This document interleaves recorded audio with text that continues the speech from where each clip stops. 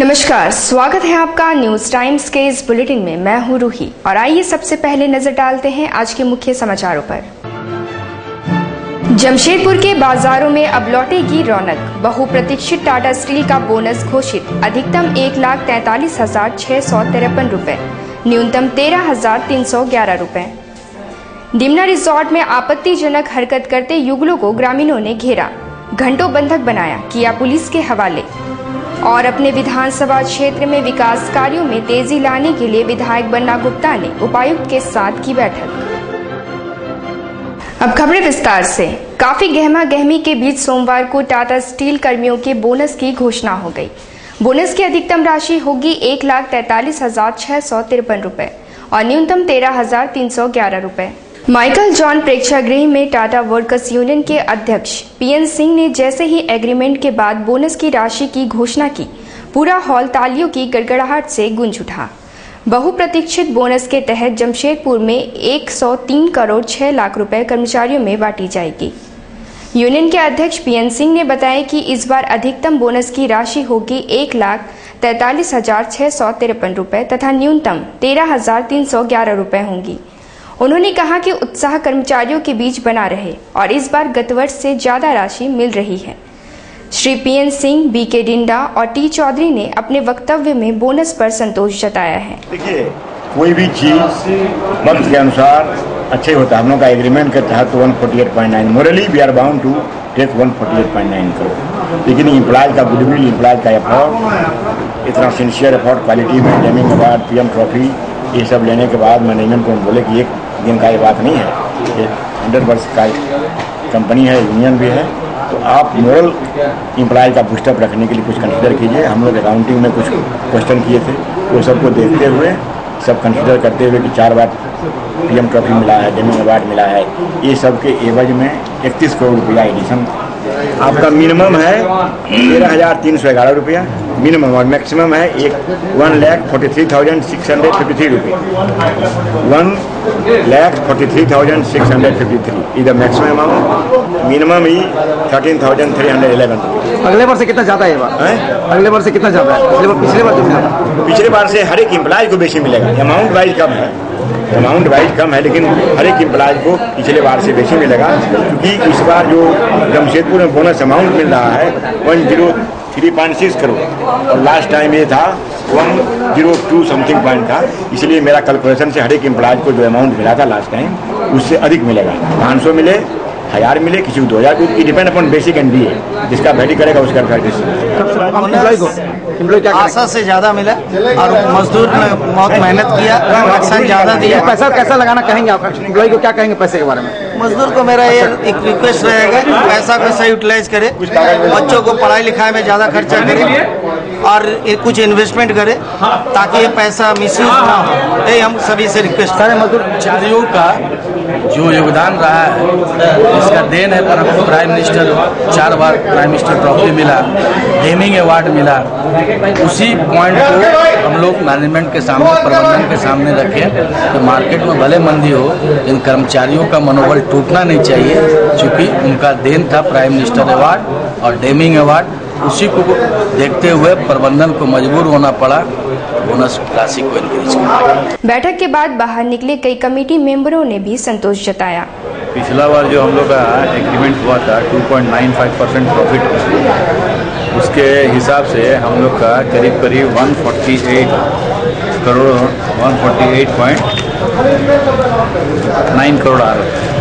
उसके बाद पूरा यूनियन दबाव दिए, प्रेसिडेंट, सेक्रेटरी, डिप्टी प्रेसिडेंट और सारे पदाधिकारी और सारे कमेटी मेंबर ने सारे कमेटी मेंबर ने दबाव दिया है कि भाई हम लोग का प्रोडक्शन बहुत अच्छा हुआ, प्रॉफिट थोड़ा कम हुआ, लेकिन हम लोग को सम्मानजनक बोनस चाहिए।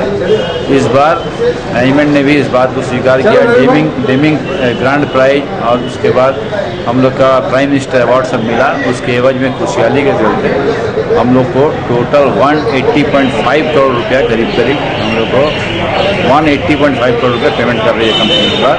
बहुत अच्छा बोनस समझौता ये हुआ। आगे हम लोग समझौता किए हुए थे, उस योजना के तहत हम लोग का बोनस अमाउंट थोड़ा कम हो रहा था। कितना परसेंट रहा? लेकिन हम लोग बढ़ाई देंगे, हमारी यूनियन की पूरी टीम और प्रबंध निदेशक की टीम। आज का जो बोनस का इस बार का जो समझौता हुआ, पिछला बार जो एग्रीमेंट हुआ, एग्रीमेंट से के हिसाब से जो बन रहा था उससे बढ़ के हम लोग किए 16.01% किए। ये हम लोग का यूनियन का बहुत बड़ा उपलब्धि है और यूनियन अपना एग्रीमेंट को ऑनर करने के बाद भी एक्स्ट्रा अगर लिया है तो ये बहुत बड़ा उपलब्धि माना जाएगा और सारे कर्मचारी इसका खुश है। टाटा वर्कर्स। डिमना रिसोर्ट के बाहर से ग्रामीणों ने 4 लड़के व 4 लड़कियों को पकड़कर उनकी खूब फजीयत निकाली। बाद में ग्रामीणों ने उन्हें पुलिस को सौंप दिया। डिमना रिसोर्ट के बगल स्थित गेरुआ, पूसा और गोकुल नगर बस्ती के ग्रामीणों की ये शिकायत थी कि रिसोर्ट में गैरकानूनी ढंग से देह व्यापार का धंधा चलाया जाता है, मगर प्रशासन इस ओर से बेखबर था। सोमवार को ग्रामीणों ने घात लगाकर वहां पहुंचे 4 युगलों को पकड़ लिया। ग्रामीणों का कहना है कि वे अश्लील हरकत कर रहे थे। ग्रामीणों ने उन्हें घेर कर गाँव भर में घुमाया और उनकी खूब फजीयत की। युवक युवतियों ने खूब गिड़गिड़ाया, मगर ग्रामीणों ने उनकी एक ना सुनी। बाद में वहां पहुंची बुड़ाम थाना की पुलिस को उन्होंने युगलों को सौंप दिया। पुलिस थाना लाकर उनसे पूछताछ कर रही है। ग्रामीणों का कहना है कि काफी दिनों से ये हरकत चल रही है। इससे पूर्व बीती रात भी ग्रामीणों ने काफी हंगामा मचाया था और रिजॉर्ट में अवैध धंधे को बंद करने की मांग की। बाजार होते हैं, यहाँ दलाल है, दलाल एक से एक दलाल है, 10 लड़की को लेके आती है सर। और हम लोग इस तरह ढंग से जाते हैं दरवाजे से कि आँख बंद कर लेना पड़ता है सर। यहाँ तक इतना होता है कि हम लोग ड्यूटी से घर आते हैं तो लड़की लोग डर से इधर उधर से भाग के जाती है सर। बीच में रास्ते में बोलती है सर कि हमको बचा लीजिए, तो हम लोग क्या करें सर? हम लोग अगर उसको कुछ करते हैं तो बाद में घर में घुस के बोलते हैं तुम्हारा बेटा लोग को उठवा देंगे, तुम्हारा आदमी को उठवा देंगे। ये कहाँ का न्याय है सर? आज भी यही हुआ सर, आज भी यही हुआ। आज इन लोग डीसी के वहाँ गए थे, उन लोग बोले आप लोग प्रशासन बोलते हैं, पुलिस कुछ नहीं कर रहा है सर। बोलता है आप लोग ऐसे क्यों बंद कीजिएगा, आप लोग उनको क्यों बंद कीजिएगा, आप लोग जाइए बीच में। ऐसे कोई बात हो सर, आप लोग के सहारा नहीं लेंगे तो हम लोग कैसे करेंगे सर? ये आज 20 साल तक हम लोग आज 20, 25, 30 साल से हैं, कभी हम लोग को डर नहीं था, लेकिन अभी ऐसा डर हो गया सर, घर से निकलना मुश्किल हो गया है। गलत काम होता है, यहाँ पर नहीं होना चाहिए ताकि हम लोग के बाल बच्चा भविष्य आगे बिगड़ जाए। कितना देर से बंदा के लोग बना के रखे थे? आधा घंटा तक। आधा घंटा। और वहीं दूसरी ओर अश्लील हरकत करते युवक युवतियों को पकड़ने वाले ग्रामीणों ने सोमवार को उपायुक्त कार्यालय के बाहर प्रदर्शन किया। डिमना रिसोर्ट के बगल अवस्थित गेरुआ, पूसा और गोकुल नगर के ग्रामीणों ने सोमवार को उपायुक्त कार्यालय पहुंचकर प्रदर्शन किया। उनकी मांग है कि रिसोर्ट को जन कल्याण कार्य में इस्तेमाल किया जाए। उनका आरोप है कि कुछ अधिकारियों के शह पर रिसोर्ट में अवैध धंधा चलाया जा रहा है।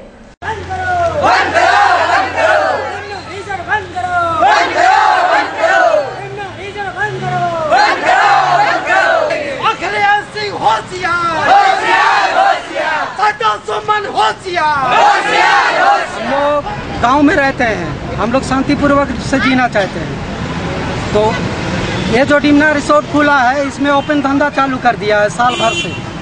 पहले 6 साल हुआ है, 6-7 साल पहले ऐसा नहीं कर रहा था, वही पार्टी पुटी शादी उदी का वगैरह वगैरह कर रहा था। अभी ओपन धंधा चालू कर दिया साल भर से। तो हम लोग माना करने जाते हैं तो हम लोग के ऊपर झूठा इल्जाम लगा के केस कर देते हैं, धमकी भी देते हैं। तो आप लोग क्या चाह रहे हैं? हम लोग चाह रहे हैं वो सब धंधा करने नहीं देंगे। हम लोग शांतिपूर्वक से जीना चाहते हैं। हम लोग बच्चा बच्ची पर असर पड़ेगा। किस गांव से हैं आप? हम लोग गिरवा गाँव। रिसोर्ट किनका? रिसोर्ट सता सुमन का।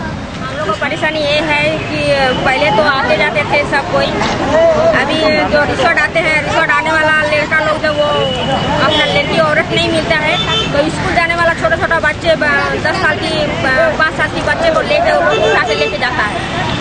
एक दिन तो ऐसा हद कर दिया कि हमारा गांव के अंदर आके एक लड़का हमारा बाइक पे आया। बाइक पे आकर वो स्कूल से आ रहे थे 4 बजे छुट्टी होकर दोनों बहन आते थे। आते फिर वो लड़का फिर से आया और आके उस दोनों को उठा के लेके जा रहे थे। ठीक वो लोग रोया।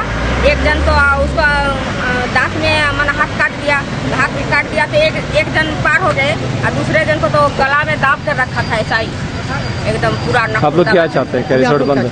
हम चाहते हैं कि रिसोर्ट बंद हो, ऐसा गंदागिरी बंद हो, उसके बदले वो हॉस्पिटल खोले या स्कूल खोले, कुछ भी खोले, वो हम लोग का मंजूर है। और अगली खबर की ओर बढ़ते हैं, जहां विधायक बन्ना गुप्ता ने सोमवार को उपायुक्त से मिलकर विधानसभा क्षेत्र में लंबित पड़ी योजनाओं को पूर्ण करने की मांग की है। विधायक बन्ना गुप्ता ने सोमवार को उपायुक्त डॉक्टर अमिताभ कौशल से मिलकर अपने विधानसभा क्षेत्र में लंबित पड़ी कई परियोजनाओं पर चर्चा की एवं जनहित में उन्हें पूरा कराने की मांग की। बाद में न्यूज टाइम्स से वार्ता करते हुए उन्होंने कहा कि मानगो क्षेत्र में नालियों की सफाई, यातायात व्यवस्था ठीक करने तथा पार्किंग की व्यवस्था की मांग की है। उन्होंने कहा कि ठेकेदारों द्वारा बिल्डिंग मटेरियल सड़कों पर ही गिरा दिए जाते हैं, उन पर भी कार्रवाई सुनिश्चित हो। जो मैंने पिछले बार भी मीटिंग किया था, उस मीटिंग का बहुत आउटपुट नहीं निकला। नगर विकास की 5 योजना प्रशासनिक स्वीकृति नहीं मिलने के कारण और अधिकारियों के लापरवाही के कारण, अधिकारियों की उदासीनता के कारण जनहित के 5 सड़क अभी तक प्रशासनिक स्वीकृति के नाम पर पेंडिंग है, जो मानगो क्षेत्र के हैं 5 जी। उसके लिए हमने डीसी साहब से कहा कि आप इसको तुरंत रिव्यू करके इस मामले का निदान कर दीजिए। और मुझे बहुत खुशी है कि डीसी साहब ने इस पर तुरंत संज्ञान भी लिया, कहा कि नहीं विधायक जी, ये आप जनहित के मामले हैं, इस पर हम लोग कोई भी कोताही नहीं होने देंगे। वो एक विषय था। दूसरा विषय था कि हमने डीसी साहब को मानगो की बहुत सारी नालियों को वन टाइम सफाई के लिए आग्रह किया था, जिस पे डीसी साहब एक बार उन इलाकों में गए भी, जिसकी हमने सूची उनको सौंपी थी। हमको खुशी है कि डीसी अपने कार्यालय से निकलकर हमारे द्वारा बताए गए नाली और गंदगी के लिए स्वतः संज्ञान लेकर उन इलाकों का दौरा भी किए। ये एक अच्छी परंपरा है, एक अच्छी शुरुआत हम इसको मानते हैं। तो उस पर भी हमने डीसी साहब से कहा कि भाई वन टाइम आप जो मैंने नालियां बताई, कदमा, सुनारी, मानगो, उनको वन टाइम कम से कम एक बार साफ तो ढंग से करवा दिया जाए, ताकि कम से कम जो इतने वर्ष का गंदा है वो तो निकले। तो इस पे उन्होंने कहा कि एक बार तो हम गए थे, हमने कहा कि आप तो गए थे, सही बात है, थोड़ा काम हुआ भी, लेकिन जिस काम की तीव्रता हम चाहते हैं वो काम अभी तक नहीं हुआ है। तो उन्होंने उसको 2 विषय। तीसरा विषय ये था कि जो यातायात व्यवस्था है शहर की, वो यातायात व्यवस्था सक्षम नहीं है। तो उनसे कुछ हमने डिबेट किया कुछ इलाकों को लेकर कि शहर में पार्किंग की व्यवस्था को सुनिश्चित कराया जाए, और कुछ उनको हमने मौखिक रूप से कुछ उनको सुझाव भी दिए, जिसको उन्होंने नोट डाउन किया।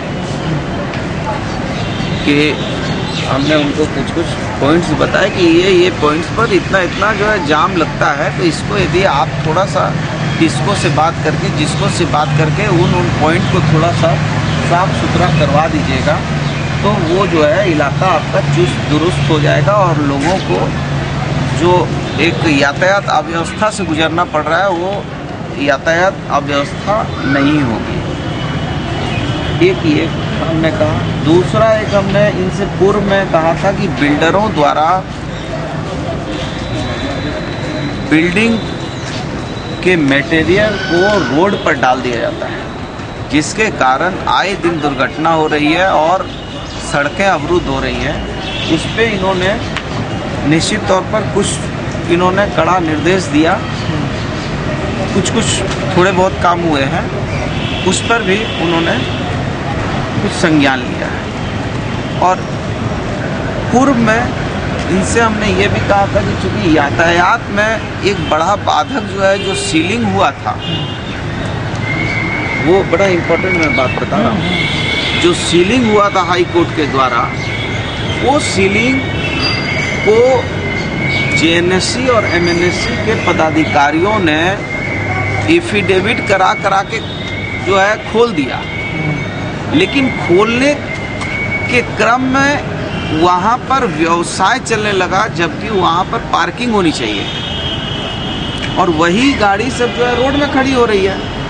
और उस पर डीसी साहब ने पूर्व में भी हमसे कहा था और अभी भी कहा कि नहीं, हम लोग सख्ती के साथ जो नाजायज हुआ है उसको हम लोग ये करेंगे। तो हमारा ये कहना है कि चूँकि हम देखिए क्षेत्र के विधायक हैं, तो हमारा काम केवल ये नहीं है कि साहब वोट कलेक्ट करने के लिए हम जो है नाजायज चीज को देखकर मुखदर्शक बने रहे। और देश की 5 जानी मानी कवित्रियों ने अपने काव्य और शायरी की फुहारों से श्रोताओं को ओतप्रोत कर दिया है। मौका था शहर में पहली बार आयोजित अखिल भारतीय कवित्री सम्मेलन का। खचाखच भरे रविंद्र भवन में देश की 5 शीर्ष कवित्रियों ने कविताओं और शायरी से ऐसा समा बांधा कि कई घंटे कुछ पलों की तरह बीत गए।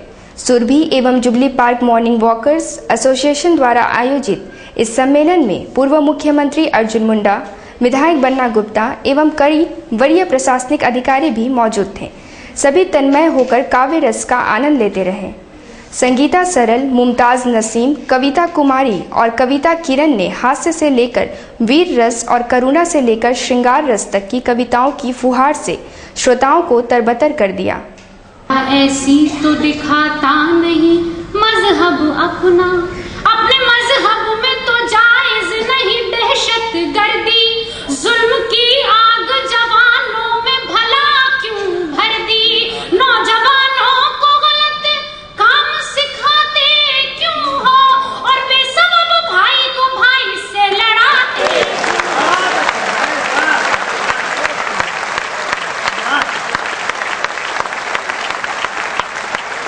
नहीं और सच पूछो तो अब इसकी जरूरत भी नहीं। और आखिरी बंद पढ़ती हूँ इसका। हुस्ने अखलाक किसे कहते हैं तब जानोगे, रूह इस्लाम की क्या असल है पहचानोगे, तब ये समझोगे कि इंसान की कीमत क्या है, खून का मोल है क्या, जान की कीमत क्या है, और तब हमारा तुम्हें इशार नजर आएगा और पार सरहद के तुम्हें प्यार नजर आएगा। कविता चाहेगी धरती पर संस्कृतियों का सम्मान रहे, कविता चाहेगी धरती पर संस्कृतियों का सम्मान रहे, जब तक सूरज चंदा चमके तब तक ये हिंदुस्तान।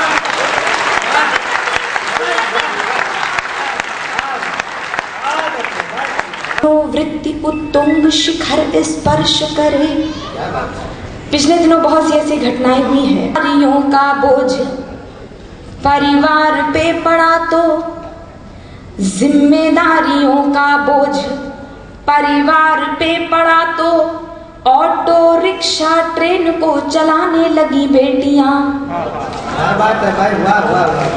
जिम्मेदारियों का बोझ परिवार पे पड़ा तो ऑटो रिक्शा ट्रेन को चलाने लगी बेटियां।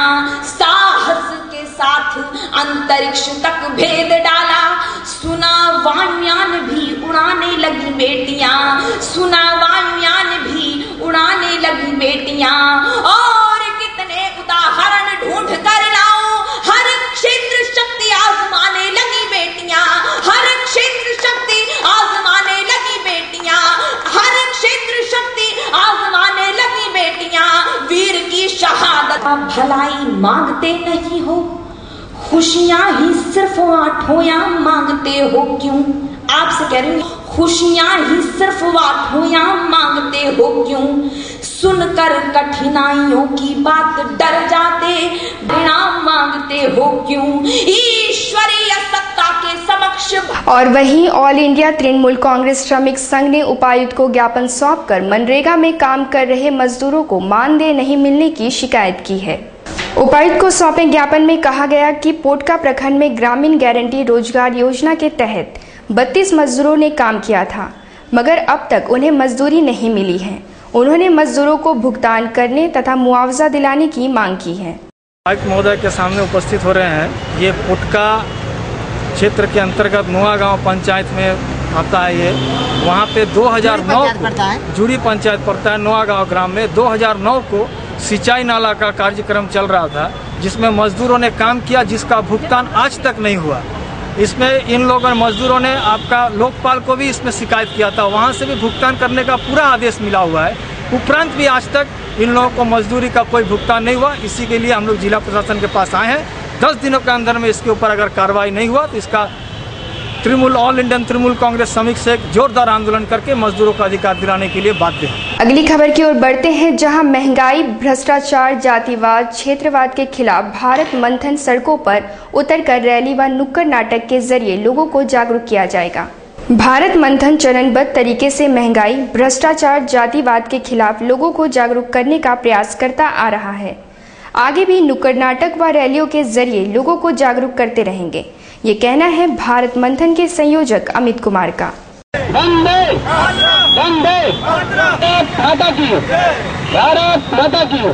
यहाँ प्रचार गाड़ी कुछ निकाले हैं तो 10 दिन तक प्रचार गाड़ी घूमे। 2 अक्टूबर को हम लोग जो है एग्रीको मैदान से पार्टी काली मंदिर तक एक रोड शो निकालेंगे। उसमें कोई भी युवा भाग ले सकता है और कोई भी बुजुर्ग भी भाग ले सकता है। क्या उद्देश्य है इस तरह का? ये उद्देश्य हम लोग भारत मंथन करने जा रहे हैं। अच्छा, और 11 अक्टूबर को हम अयोध्या में, यूपी में, वहाँ एक रोड शो करने जा रहे हैं। ठीक है।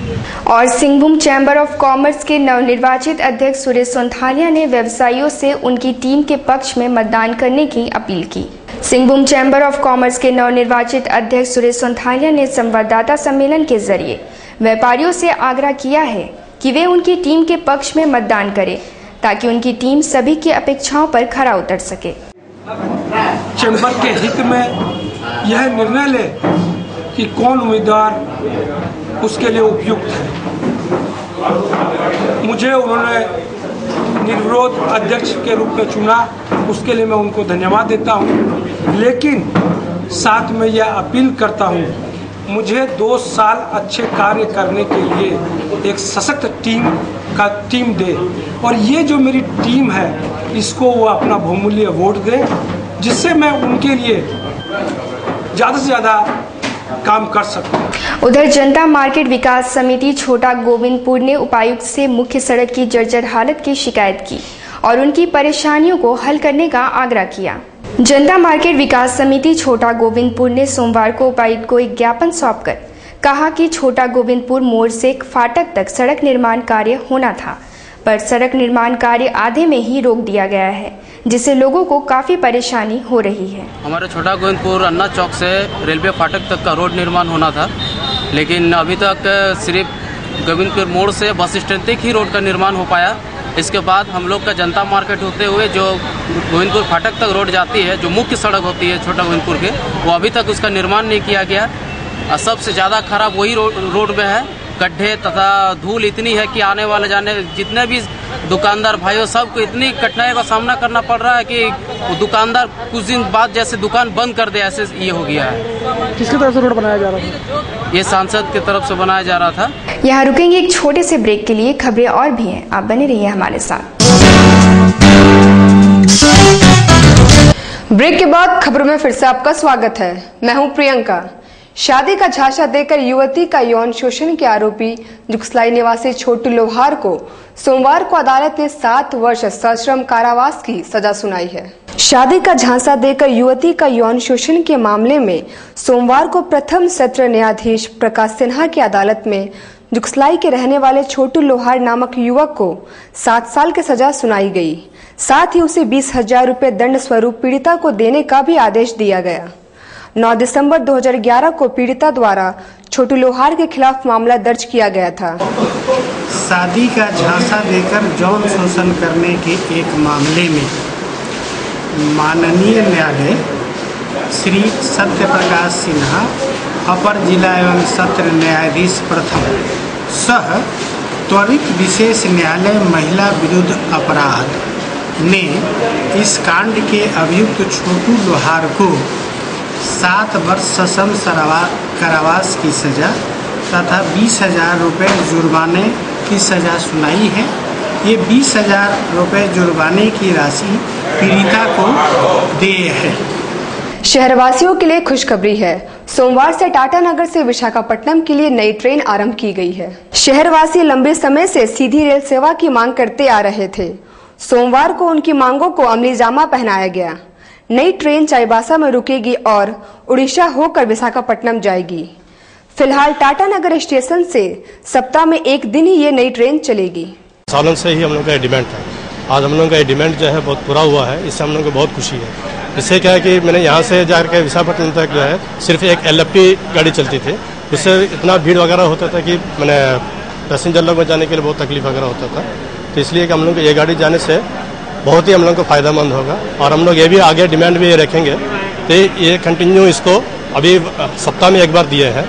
इसको हम लोग ये सोच रहे हैं कि कंटिन्यू किया जाए। आंध्र प्रदेश की जो संस्थाएं हैं जो जमशेदपुर में अपने कार्य संचालित कर रही हैं वो संस्थाएं यहाँ पर खुशी मना रही हैं और जो ट्रेन के जो ड्राइवर हैं और जो ARM साहब हैं वो भी अभी आ रहे हैं और स्टेशन मैनेजर है, तमाम लोगों का यहाँ अभिनंदन करेंगे। सोमवार को शहर के कई निजी स्कूलों में नर्सरी में दाखिला के लिए फॉर्म वितरण किया गया, जिससे सुबह से ही स्कूलों में अभिभावकों की लाइन लग गई।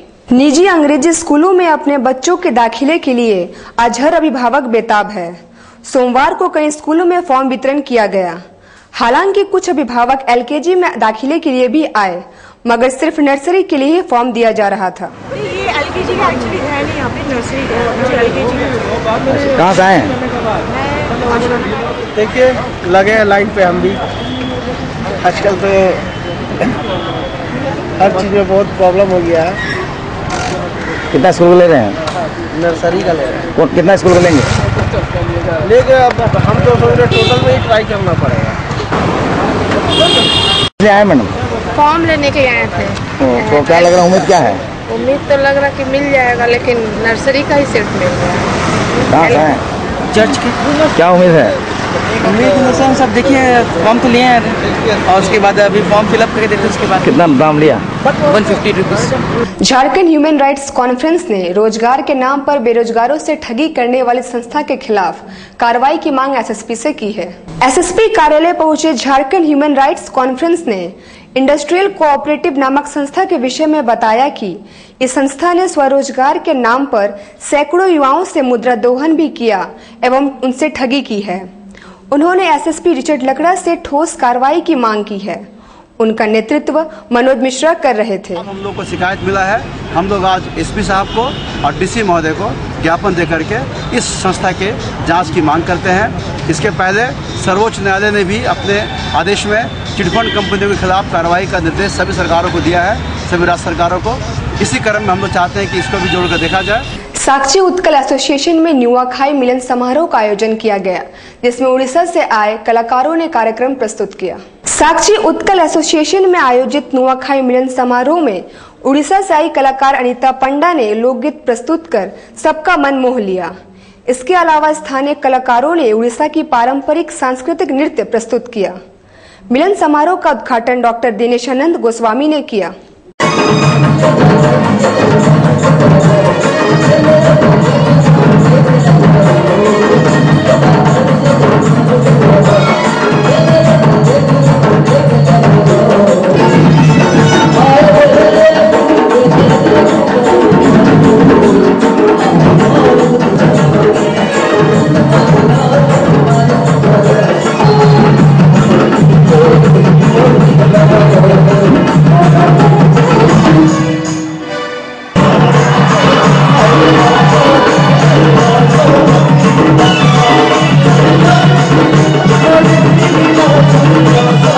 दुर्गा पूजा रामनवमी केंद्रीय सेवा समिति की बैठक में विशेषकर ग्रामीण क्षेत्रों में पूजा के दौरान आने वाली परेशानियों एवं उनके निवारण पर चर्चा हुई। दुर्गा पूजा रामनवमी केंद्रीय सेवा समिति की बैठक सोमवार को साक्षी में हुई। बैठक की अध्यक्षता भरत सिंह ने की। बैठक में दुर्गा पूजा शांतिपूर्वक संपन्न कराने पर चर्चा हुई। साथ ही खासकर ग्रामीण क्षेत्र की पूजा में आने वाली कठिनाइयों के निवारण पर भी चर्चा हुई। दुर्गा पूजा उत्सव के मद्देनजर लीज व गैर लीज क्षेत्रों में साफ सफाई के अलावा पूजा के दौरान अश्लील गीतों व मंचलों पर नकेल कसने की मांग ब्राह्मण समाज ने उपायुक्त से की है। समाज के संयोजक डीडी त्रिपाठी ने कहा कि रोड नाली की सफाई एवं डीडीटी छिड़काव भी आवश्यक है। जिला पुलिस द्वारा लगातार चेकिंग अभियान चलाया जा रहा है। पूजा को देखते हुए सोमवार को लगभग हर नाके पर चेकिंग की गई और ट्रैफिक नियमों के उल्लंघन करने वाले वाहन चालकों से स्पॉट फाइन भी वसूले गए। यूनाइटेड फुटबॉल एसोसिएशन द्वारा 1 अक्टूबर को मोहन सिंह स्मारक एक दिवसीय फुटबॉल प्रतियोगिता का आयोजन किया जाएगा। यूनाइटेड फुटबॉल एसोसिएशन के अध्यक्ष प्रशांत कुमार सिंह ने कहा कि प्रतियोगिता मनीफिट टेलीफोन एक्सचेंज के बगल डीवीसी मैदान में आयोजित होगी। इसमें कुल 32 टीमें भाग लेंगी। फ्लड लाइट टूर्नामेंट मनीफिट में 1 अक्टूबर को फुटबॉल टूर्नामेंट का आयोजन करवा रही है। कितने टीमें भाग लेंगी? इसमें करीब 32 टीमें भाग लेगी और प्रथम पुरस्कार 21,000 रुपया प्लस ट्रॉफी और रनर अप को 15,000 रुपया प्लस ट्रॉफी प्रदान किया जाएगा। कहाँ से टीमें आ रही है? यहाँ सिंहभूम और उसके आसपास जिलों से जैसे चाईबासा, सरायकेला, पुरलिया, बहरागोड़ा, घाटशिला सभी जगह से टीम आगे इसमें पार्टिसिपेट करती है।